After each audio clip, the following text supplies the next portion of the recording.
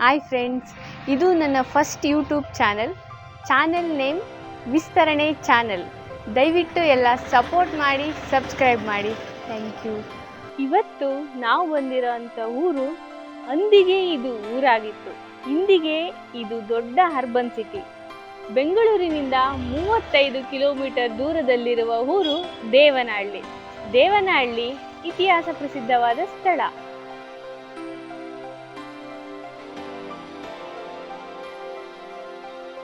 ಆದರೂ ದೇವನಹಳ್ಳಿ ಜನಜನಿತವಾದದ್ದು ಕೇವಲ 5-6 ವರ್ಷದಿಂದೀಚೆಗೆ.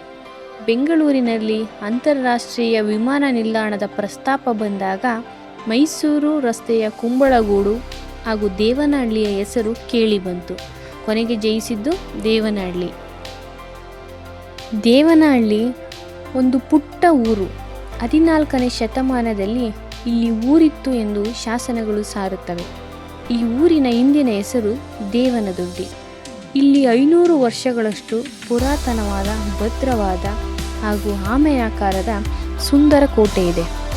ಕಂಚಿಯಿಂದ ವಲಸೆ ಬಂದ ಆವತಿ ರಾಜವಂಶದ ಮಲ್ಲಬೈರೇಗೌಡ 1501ರಲ್ಲಿ ಈ ಕೋಟೆ ಕಟ್ಟಿದ ಎನ್ನುತ್ತದೆ ಇತಿಹಾಸ.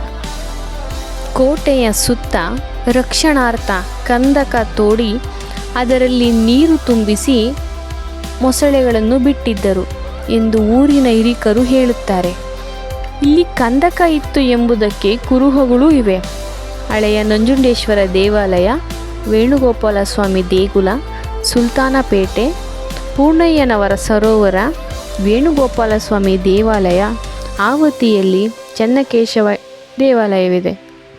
ಬ್ರಿಟಿಷರ ವಿರುದ್ಧ ಹೋರಾಡಿ ಕರ್ನಾಟಕ ಕೀರ್ತಿ ಪತಾಕೆಯನ್ನು ಬಾನೆತ್ತರ ಹಾರಿಸಿದ ಮೈಸೂರು ಹುಲಿ ಟಿಪ್ಪು ಸುಲ್ತಾನರ ಗೌರವಾರ್ಥ 1997ರಲ್ಲಿ ನಡೆದ ದೇವನಹಳ್ಳಿ ವಿಜಯಪುರ ಟಿಪ್ಪು ಉತ್ಸವ ಕಾಲದಲ್ಲಿ ಇಲ್ಲಿ ಟಿಪ್ಪು ಪ್ರತಿಮೆಯನ್ನು ಅಂದಿನ ಮುಖ್ಯಮಂತ್ರಿ JH ಪಾಟೀಲ್ ಉದ್ಘಾಟಿಸಿದ್ದರು.